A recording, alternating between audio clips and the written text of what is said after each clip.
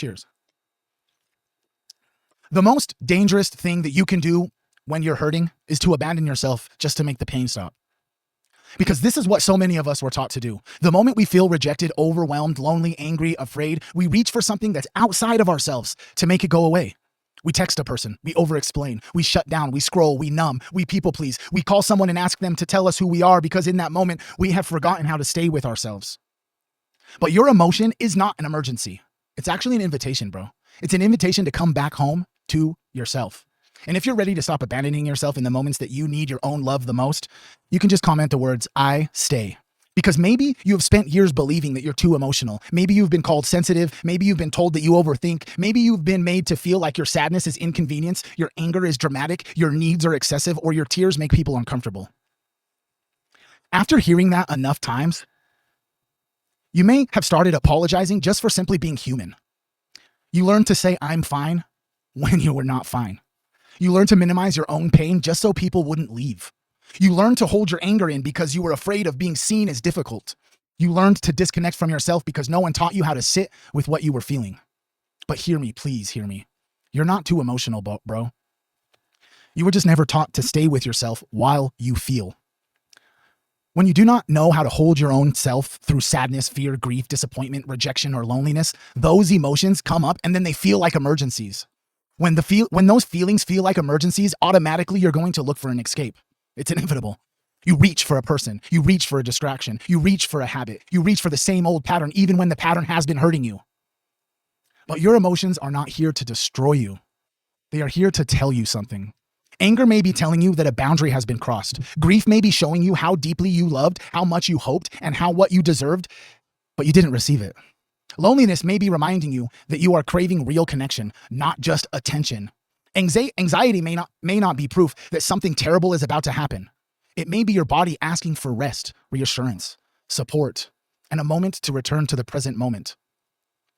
And when you have been living in survival mode your entire life, it can be so hard to even tell the difference because survival mode teaches you to expect the worst. It teaches you that you have to stay alert at all times. It teaches you that you have to overanalyze every message, every tone, every change in someone's energy. It teaches you to mistake chaos for chemistry because chaos feels familiar. It teaches you that peace is boring, silence is suspicious, and stillness means something must be wrong. But peace is not dangerous just because it's unfamiliar.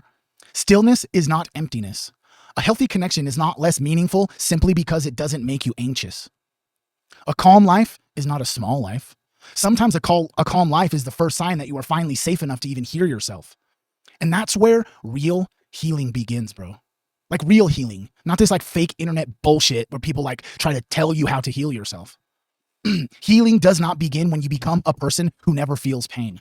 Healing does not begin when you are perfectly calm all the time. Healing does not begin when you learn how to sit beside yourself. Healing does begin when you learn how to sit beside yourself in the moments that you once would have abandoned yourself. Let that sink in for a second. Healing begins when you learn how to sit beside yourself in the moments you once would have abandoned yourself. So the next time you feel overwhelmed, pause for a second before you text the person who has been confusing you. Pause before you decide that you're unlovable because someone didn't respond in a way that you hoped. Pause before you criticize yourself simply for just getting emotional. Put your feet on the floor. Look around the room. Name a few things that are here with you. And then take one slow breath in and then an even slower breath out. You could place your hand on your heart, your chest, or your stomach, wherever you feel the need of your own presence, and then ask yourself, what am I actually feeling right now? Not what should I feel? Not what would make sense to everyone else? Not what do I need to do so someone will validate me? Like, what am I really feeling? Maybe it is hurt. Maybe it's real fear. Maybe it's sadness or disappointment. Maybe it's grief for the version of you that had to become strong before they even got to feel safe. Whatever the answer is, bruh, there's no rush to make it disappear, bro. Just be honest. You can say, and so many people have a hard time even saying these things, is that I'm feeling hurt right now. I'm feeling afraid right now. I'm feeling rejected, overwhelmed. I'm feeling lonely. And then tell yourself, as silly as it may sound, even out loud to yourself or in the mirror, I am here and I'm not leaving myself in this moment. That is self-love in real time. Not some like aesthetic version, Not the version that only texts, or not the version that only exits when you feel confident, productive, rested, attractive, and spiritually connected. Real self-love is staying with yourself when you feel triggered. It's refusing to shame yourself just for simply experiencing what humans experience. It's in the understanding that discomfort doesn't always require self-abandonment, and maybe no one modeled that for you. Maybe you watch people explode, avoid, shut down, manipulate, disappear, pretend nothing happened. Maybe you were taught that the only way to be loved was to be easy, useful, agreeable, quiet, and okay. But you're allowed to learn something different now. You're allowed to become a safe place for yourself.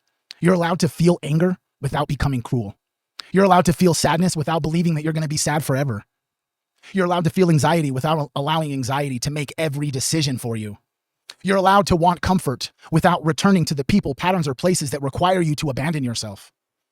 I hope this landed somewhere, because you can miss someone and still not go back. You can love someone and still choose yourself first. You can feel afraid while moving forward. You can be heartbroken and still protect your peace. Your feelings deserve to be honored, but they don't get to decide your self-worth. They don't get to decide what boundaries you hold. They don't get to decide your future. The moment that you stop needing someone else to rescue you from your own emotions is the moment that you begin to remember your own power. And if you're choosing to become your own safe place, you can comment the words, "I return," because feelings move, they rise, they peak, they pass.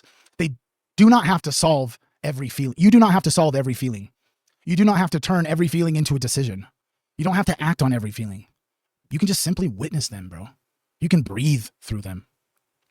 You can allow it to be there without letting it run your entire life. That's emotional maturity. It's never about not feeling things. It is feeling without handing the steering wheel to the feeling. And this is where self-trust actually starts to begin. Self-trust does not begin when you have all of the answers.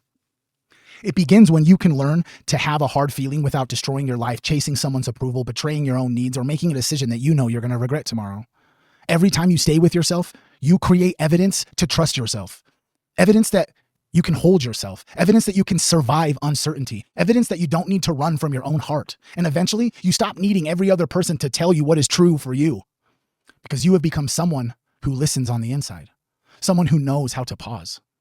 Someone who knows how to choose themselves. Someone who knows their feelings deserve compassion, but not complete control. So today, make a new agreement with me and yourself. When discomfort comes, you're not going to immediately abandon yourself, bro. When you feel rejected, stop begging or feel the need to beg someone else to prove your worth. When you feel lonely, don't confuse familiarity with safety. When you feel angry, listen to the boundary underneath it. And when you're afraid, it's simple, bro. Just return to your breath, your body, your truth. The part of you that is still here, still fighting, still knows that there's more to this. Because the goal is not to become a person who never feels deeply. The goal is to become a person who doesn't abandon themselves and understands that everything they do is going to create emotions. You're allowed to be a safe place for yourself, bro. You're allowed to come home to yourself, and you're allowed to stay.